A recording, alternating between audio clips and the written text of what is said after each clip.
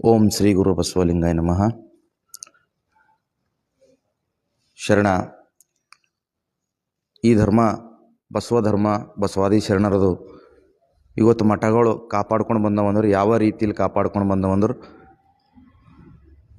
ಪ್ರಭು ಹಳಕಟ್ಟೆಯವರು ವಚನ ಸಾಹಿತ್ಯ ತಾಡುವುಲೆಗಳೆಲ್ಲ ರಕ್ಷಣೆ ಮಾಡಿ ಅದರ ಜವಾಬ್ದಾರಿ ಎಂಬುದು ಒಂದು ಹಂತಕ್ಕೆ ತಂದು ಮುಟ್ಟಿಸಿದ್ರು.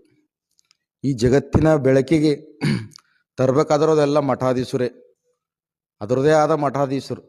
ಪಾಲ್ಕಿ ಚನ್ನಬಸವ ಪಟ್ಟದೇವರು ಮತ್ತು ಪೂಜ್ಯ ಲಿಂಗಾನಂದ ಸ್ವಾಮೀಜಿಯವರು ಮತ್ತು ಇಳಕಲ್ ಅಪ್ಪವರು ಅಂದ್ರೆ ಆಯಾಯ ಭಾಗದೊಳಗೆ ಅವೆಲ್ಲ ವಚನ ಸಾಹಿತ್ಯಗಳೆಲ್ಲ ತಗೊಂಡು ಜಗತ್ತಿಗೆ ಬಸವಣ್ಣವರು ಬದುಕಿದ್ದು ಬಾಳಿದ್ದು ನಾವು ಹೆಂಗೆ ಬದುಕಬೇಕು, ನಾವು ಮುಂದೆ ಹೆಂಗೆ ರಕ್ಷಣೆ ಮಾಡ್ಕೊಂಡು ಹೋಗ್ಬೇಕು ಅಂತ ತೋರಿಸ್ಕೊಟ್ಟಂಥ ಮಠಗಳು ಯಾವುವು ಅಂದ್ರೆ ನಮ್ಮ 3 ಮಠಗಳವ ರೀ. ಮತ್ತು ಬಾಕಿ ಉಳಿದೆಲ್ಲ ಅವೇ ನನಗಿನ್ನು ಹೆಚ್ಚಿಗೆ ಜಾಸ್ತಿ ಗೊತ್ತಿಲ್ಲ. ನಮ್ಮ ಭಾಗದಾಗ ಏನಂದ್ರೆ ಪಾಲ್ಕಿ ಚನ್ನಬಸವ ಪಟ್ಟದೇವರು ಅಷ್ಟು ನನಗೆ ಹೆಚ್ಚು ಗೊತ್ತು, ಮತ್ತು ಲಿಂಗಾನಂದ ಸ್ವಾಮೀಜಿ ಗೊತ್ತು, ಇಲ್ಲಿ ಇಳಕಲ್ ಅಪ್ಪವ್ರದ್ದು ಗೊತ್ತು.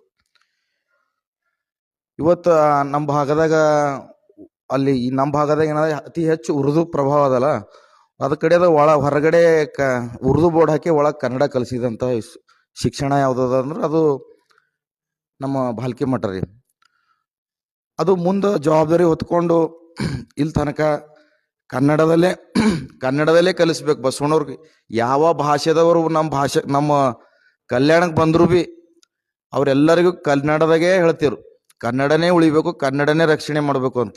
ಅದು ಬಸವಣ್ಣವ್ರದ್ದು ಸಂಕಲ್ಪ ಹೊತ್ಕೊಂಡು ಇವತ್ತೆಲ್ಲ ಮಠಾಧೀಶರು ಈ ಬೆಳಕಿಗೆ ವಚನ ಸಾಹಿತ್ಯ ತಂದಾರ ಅಂದ್ರೆ ಅದು ನಮ್ಮ ಚನ್ನಬಸವ ಪಟ್ಟದೇವರು ಮತ್ತು ಲಿಂಗಾನಂದ ಸ್ವಾಮೀಜಿ, ಇಳಕಲ್ ಅಪ್ಪರು ಮತ್ತು ಮುಂದೆ ಅವ್ರ ಶಿಷ್ಯರಾಗಿ ನಮ್ಮ ಪಾಲ್ಕಿ ಪಟ್ಟದೇವರು ಇವತ್ತು ಎಷ್ಟು ಉನ್ನತ ಮಟ್ಟದ ಬೆಳೆಸ್ಯಾರ ಅಂದ್ರೆ ಇವತ್ತು ಎಲ್ಲ ಹುಡುಗರಿಗೆ ಮಸ್ಕಿನ 3 ಎಬ್ಬಿಸಿ ಅವ್ರಿಗೆ ಸ್ನಾನ ಮಾಡಿಸಿ ಇಷ್ಟಲಿಂಗ ಕೊಟ್ಟು ವಚನ ಸಾಹಿತ್ಯಗಳೆಲ್ಲ ಓದ್ಲಕ್ಕೆ ಹಚ್ಚೋದು.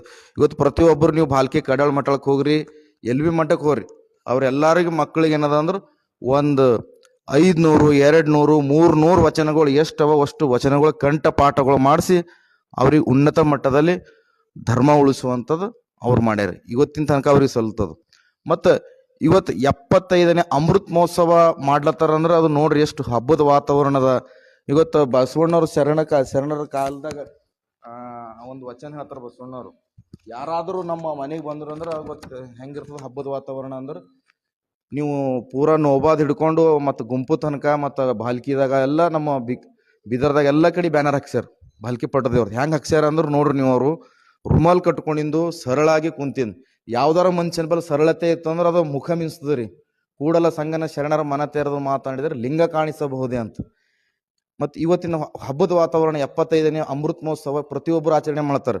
ಇಂದಿನ ಮನೆಗೆ ಪ್ರಮತ್ತರು ಬಂದರು, ಗುಡಿ ತೋರಣವ ಕಟ್ಟು ಪಡು ಸಮ್ಮಾರ್ಜನೆಯ ಮಾಡಿ ರಂಗು ಓಲೆಯಿನಿಕ್ಕು ಉಗೆ ಚಾಂಗುಬಲ ಎಂದು ಕೂಡಲ ಸಂಗನ ಶರಣರ ತಮ್ಮ ಉಕ್ಕುದನ್ನು ಸಲಹನ ಹಾರಿಸಿದರು. ಅಂದ್ರೆ ಒಬ್ಬರು ಶರಣರು ಹೊಂಟಾರಂದ್ರೆ ಇಂದಿನ ಮನೆಗೆ ಯಾರವ್ರು ನಾವು ಮನೆ ಕಾರ್ಯಕ್ರಮ ಮಾಡ್ಲತ್ತೇವೆ ಅಂದ್ರೆ ಮನೆ ಮುಂದೆ ಏನು ಮಾಡ್ತೇವೆ, ಚಳಿ ಹಾಕ್ತೇವೆ, ರಂಗೋಲಿ ಹಾಕ್ತೇವೆ, ಹಾಕಿ ಸ್ವಾಗತ ಮಾಡ್ಕೋತೇವೆ. ಇವತ್ತು ಪ್ರತಿಯೊಬ್ಬರು 75ನೇದು ಅರ್ಥಪೂರ್ಣವಾದ ಕಾರ್ಯಕ್ರಮ ಮಾಡ್ಲತ್ತಾರ. ಅವ್ರು ನಡೆದ ಬಂದಂಥ ದಾರಿ ಮತ್ತು ಮುಂದೆ ಉಳಿಸ್ಕೊಂಡು ಹೋಗುವಂಥ ದಾರಿ ನಡೀಲಿ ಅಂತೆಲ್ಲ ಶುಭ ಹಾರಿಸ್ತಾ ಇದ್ದಾರೆ.